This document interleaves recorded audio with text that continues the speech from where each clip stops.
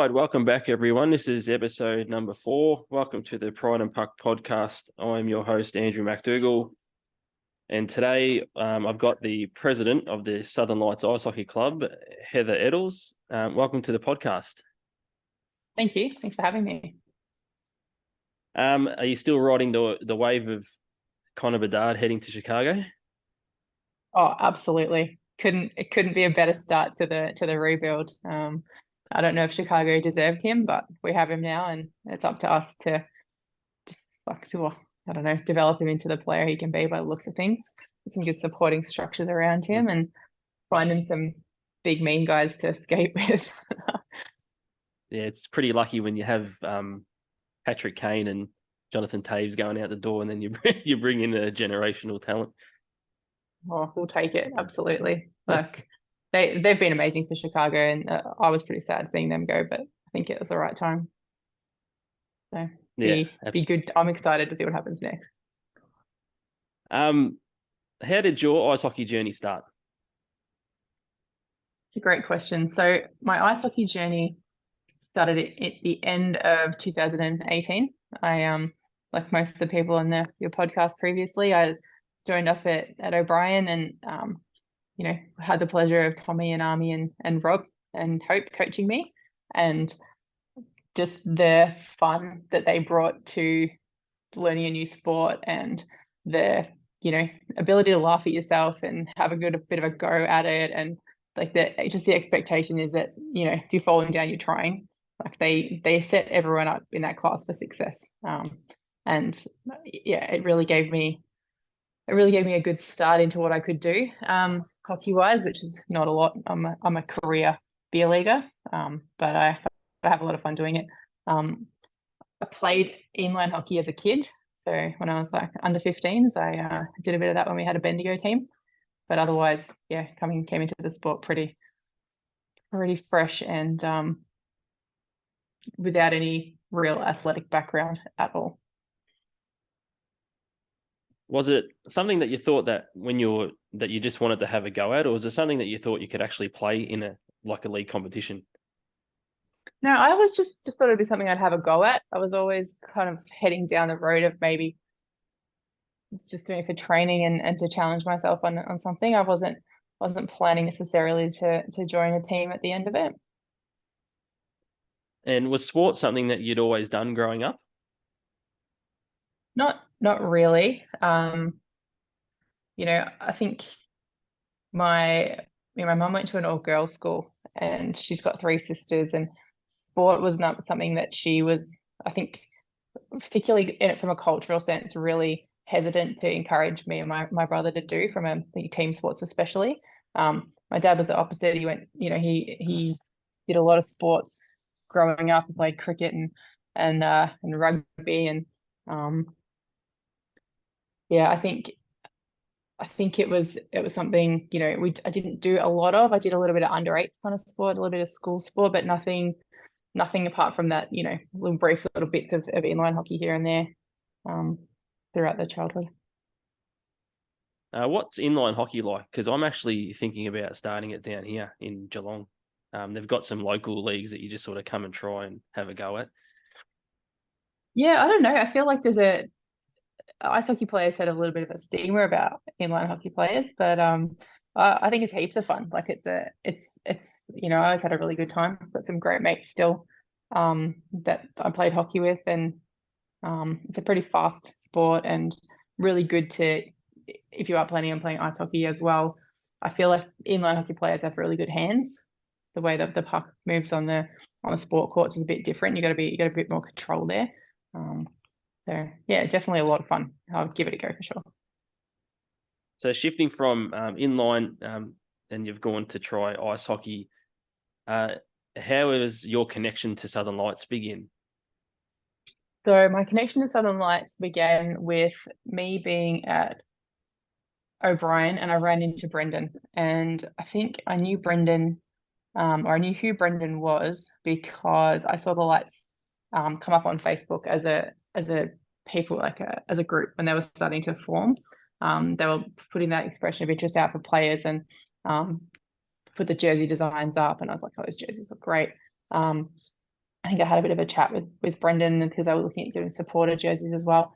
And anyway, Brendan's like, "Oh, do you want to come play with us?" And I was like, "Brendan, you've got to be kidding me. I've just started my adult hockey intro class and I've got absolutely no skills." But I think that's just Brendan in a nutshell. He's like, "You can play with us.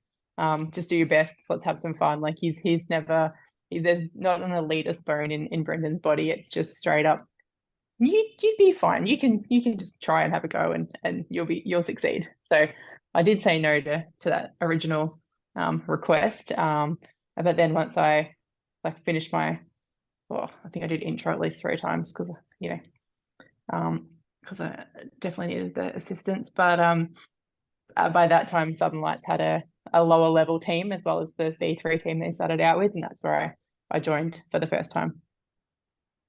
Was sport something, because when I have guests on here and I also talk to people within the LGBTIQ plus community, did you always find it hard to find a place in sport? And was Southern Lights something that really captured you from that inclusive aspect?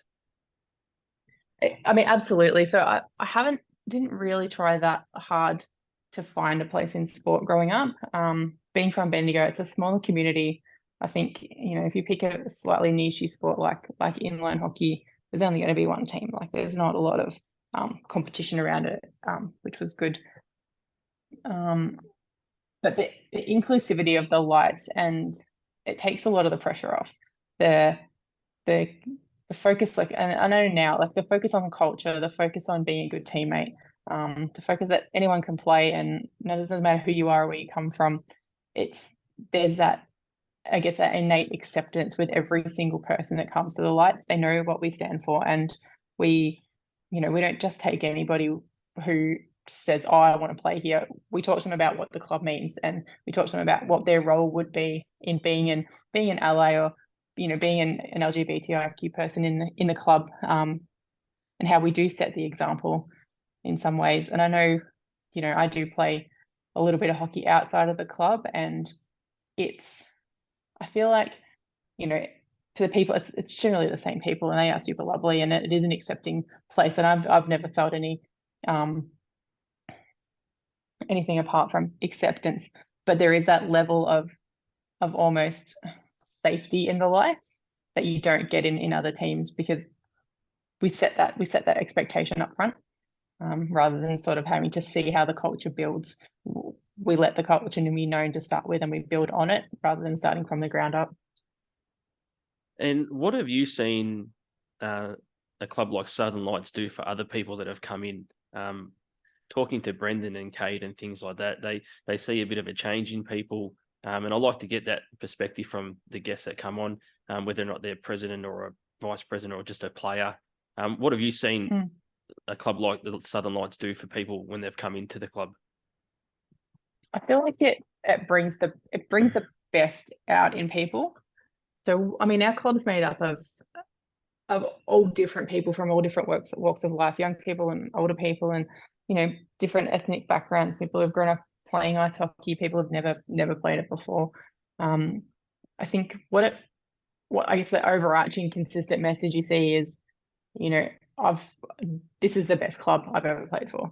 These people are my friends. I feel so comfortable here. I feel so accepted here.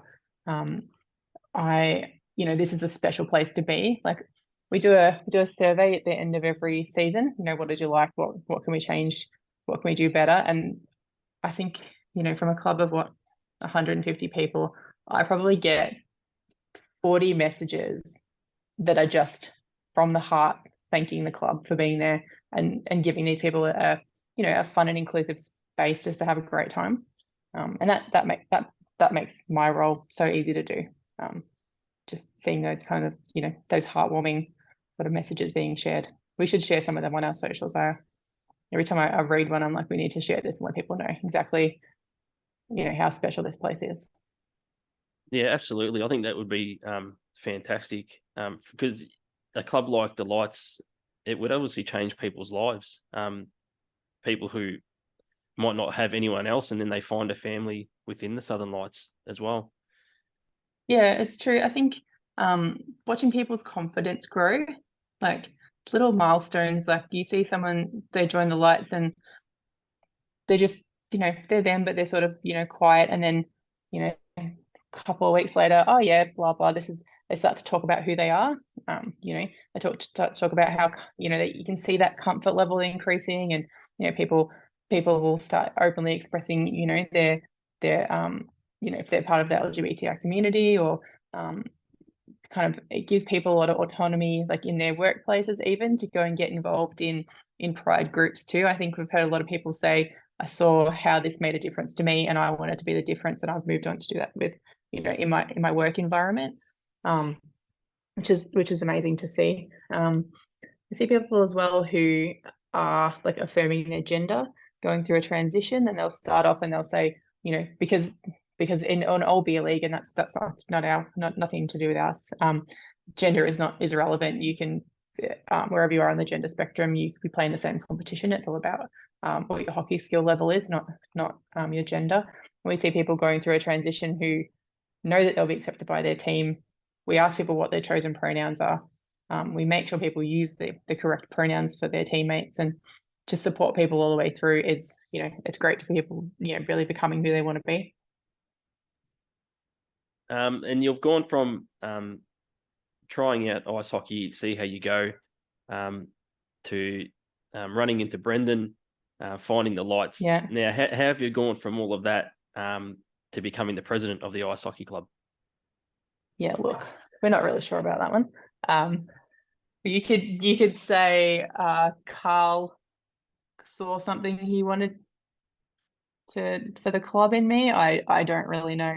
It wasn't something I sought out. I did offer if any help was required. I do love corporate governance. It's just part of my day-to-day life. So things need to be organized or worked out, or there's things that need to be I love a bit of structure and administrative jobs. So that might have just kind of shone through. Who knows? But yeah, Carl just said he wanted to step down and asked if I was interested, and I had no idea what to expect. But I've been so lucky. Like I have the president role, but I do.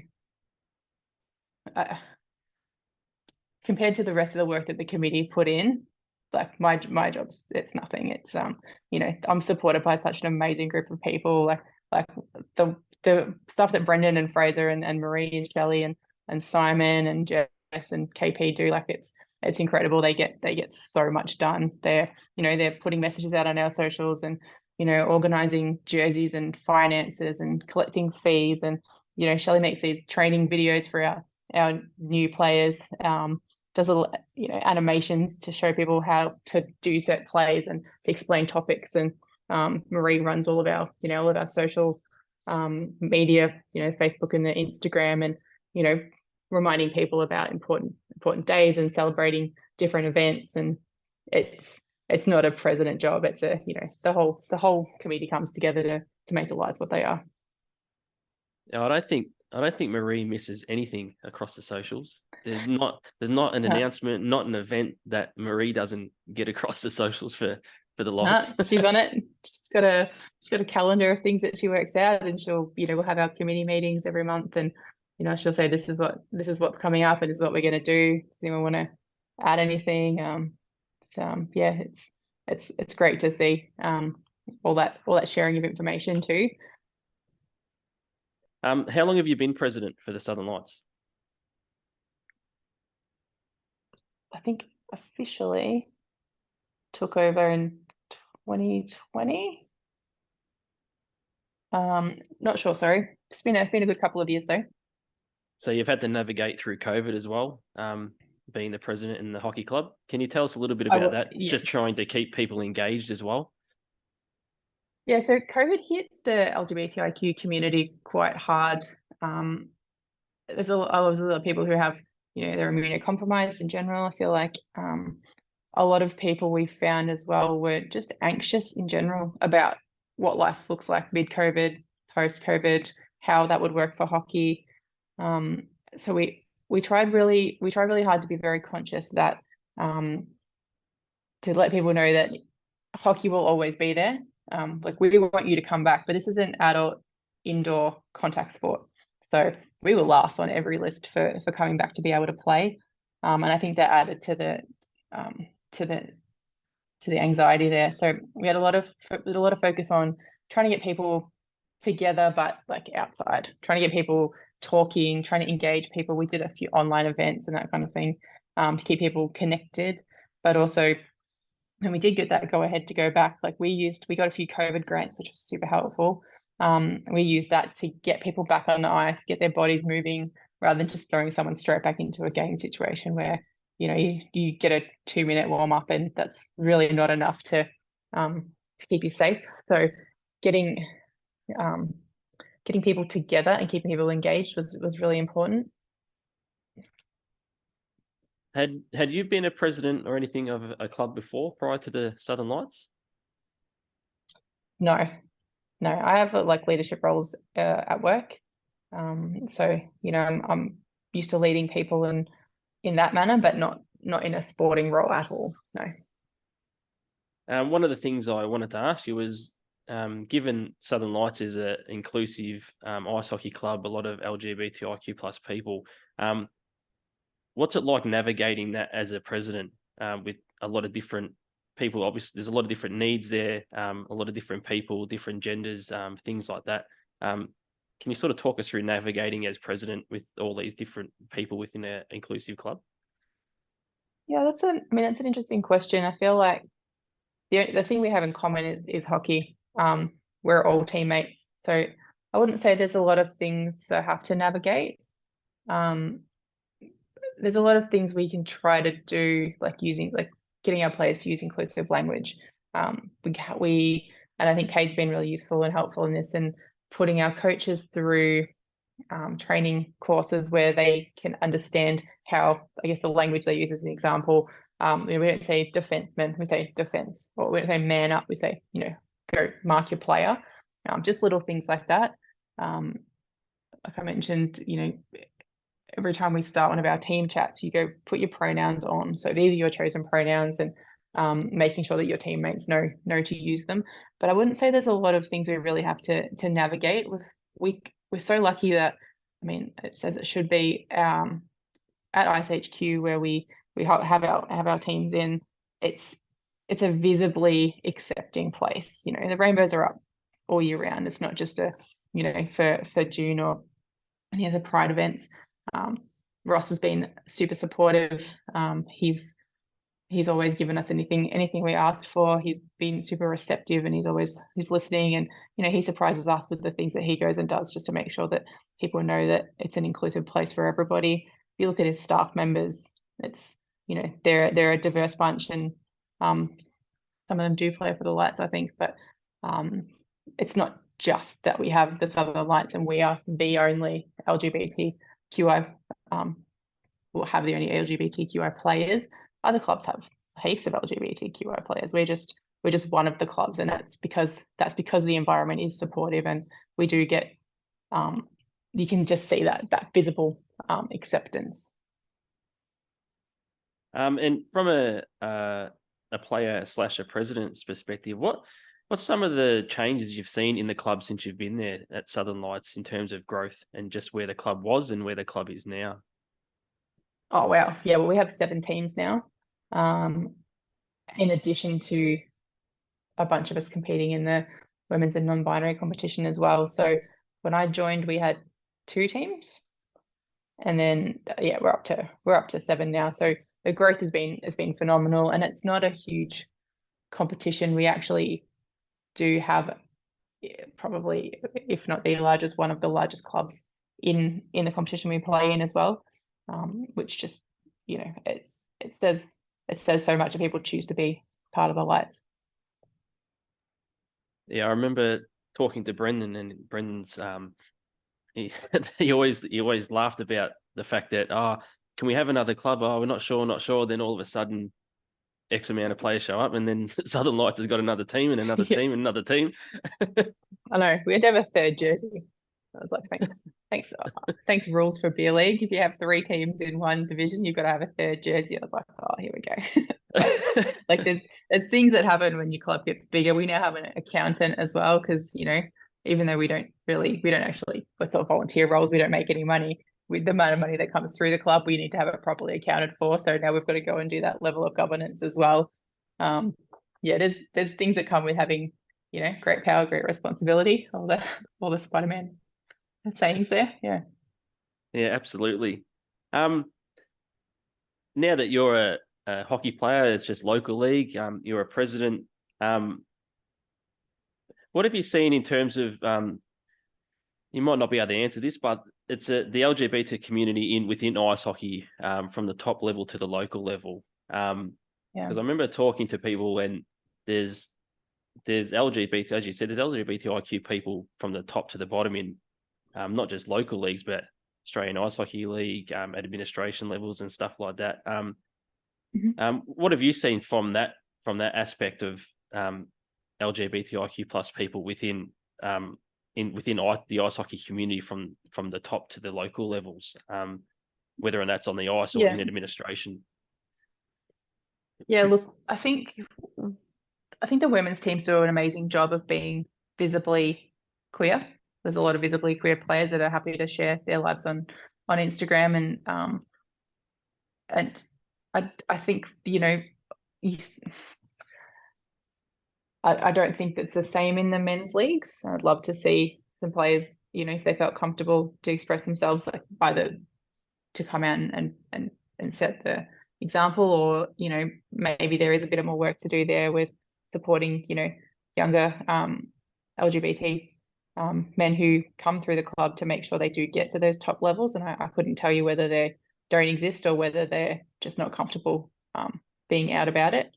But with the Mustangs Pride game coming up, I mean, these kinds of events are becoming more regular. We're seeing a focus that on hockey's for everyone. Everyone knows hockey's for everyone. That's something people say, and I think that means a different thing to different people when they say it. But I'd like to think that that's becoming more of the norm than that sort of, I don't know, that locker room culture that you'd really it's kind of stereotypical. I feel like there's people are becoming more whole individuals who play a sport rather than just that sportsman kind of role. And if you could go back now, you've been playing hockey for 5 years, roughly, give or take COVID. If you could go back and tell younger Heather something to Heather today, what would that be? Yeah. In turn, I don't know. In terms of a hockey perspective, I suppose. Yeah, I think just in general, I think younger Heather would have loved to play team sports. Like, I love being part of a group. I'm super social. I'm an extrovert through and through. I'm invigorated by having people around me. I feel like the friendship, hockey and friendship is just, there's nothing better in my life. Well, I mean, I have a child who I quite love as well, but like, I feel like it is something that's so special. So I think, more team sports, sort of seeking out that community element. I'd tell younger Heather, like, go and do that. Like, there's so much fun to be had. Probably try some different sports as well. See what I was good at. But yeah, probably the only sort of advice I'd give, just have more of a go at it. And speaking of your child, you might not want to talk about this, but I know you before this podcast, and I know you met you in person and know you through social media. I think it's really cool. But how happy and how proud does it make you to see your child out in the ice? Oh, we have the best time playing together out there, and that's what I'm focusing on. I feel like with her, her athletic abilities she gets from me. So sorry, Hadley, but we have so much fun playing together, just mucking around, like hitting pucks in our backyard and in the rollerblades out on the local netball courts and stuff. Like, it's something that we do that gives us both a lot of joy. And she's having heaps of fun. She's 5, so she doesn't really have to do anything apart from have fun. I don't think she's ready to join a team yet, but she's out there, giving it a good go. So that it makes me so proud to see it, and just to know that there's something that we both love so much that we can do together. What's she like when you're out of the ice playing and she's there? Look, if she's in the mood for it, she actually does a really good job tracking the players. She'll be like, oh, look, like we watched a game one time. She's like, oh, look, Jess's got the puck. Oh, look, Marie's got the puck. And I was like, oh, yeah, they do. How can you tell that? They're all wearing all the gear. But so she does, I know she knows the game a bit. She's great. She's great at cheering, very good at cheering, but short attention span. So yeah. Maybe we need to have like little 5-minute games for her and then get her out in the ice with us. I think she'd prefer that, but we'll see how she goes when she gets a bit older. But I bring her into like Melbourne ice games. She's not keen. No. Like she'll watch the first 10 minutes and she's bored. Yeah, I think that goes for most young kids at 5 years of age at a sporting event. Yeah. Yep. What's the proudest moment you've had either as a player or as president at the Southern Lights? Being on this podcast. See, I did listen to your other ones. Next question. Done. Well, I wasn't prepared for that. There has to be something. That has to be something more than that. Proudest moment. Okay. So my proudest moments on the ice, I think, had a few really good games. So I've got 2 hat tricks in my short hockey career. So that makes me happy. I do love scoring goals. And I feel like as the president, the proudest moments are every time someone comes to me or messages me or tells me what a difference the club's made, how happy it makes them, being part of the Lights, playing hockey, being part of the team. It's just, there's a million little warm fuzzies I get just hearing that from people. It makes it so worthwhile. It's a labor of love to look after a hockey club, and it's just, people get so much joy out of it. And I think my proudest moments when people share that joy with me. And is there one thing that you'd say to people, whether or not they're from the LGBTIQ plus community or they just don't feel comfortable in a sporting environment or in a locker room? What's one thing you'd say to them about possibly joining the Southern Lights or trying ice hockey? Is there a word of advice you'd give to them? Yeah, absolutely. I mean, I feel like give it a go. There's 3 rinks in Melbourne, and there's LGBTIQ players that play at all 3 rinks. My experience training at O'Brien, people are actively supported to have fun, to try their best. There's no expectations. They don't expect you to be a superstar. They don't really, there's no, it's not a locker room kind of culture. It's just, people there having fun, and, you can play with us. Anybody can play with us. Like the Southern Lights is achievable for absolutely anybody, no matter how old you are, no matter what your hockey skills are like. Yeah, come have a go, come watch a game, or jump on YouTube and watch a few of the different levels, different divisions of the games. And it'll give you a really good idea that it's just a fun sport that anybody can play. Is there anything you want to plug before I let you go? Anything that's coming up with the Southern Lights or the Southern Lights themselves? Come watch us, come cheer for us. I love it when we have people in the stands that, we you can have a drink after, you can chat with us. We've got a Pride game coming up as well on the 18th of June. So that's just a fun scrimmage in the morning with a few different people. So anyone's welcome to sign up for that through it's on the Southern Lights webpage and on the Australian LGBT ice hockey Facebook page as well. The sign-ups will be there. So that'll be fun. But yeah, come see us play. All right, Heather, thank you for coming on the podcast today. I really appreciate it. I'm just trying to do my little bit to spread some ice hockey awareness for the community and for the clubs like the Southern Lights and yourself. So it was a really good chat today. Just nice and chilled, and thanks for coming on.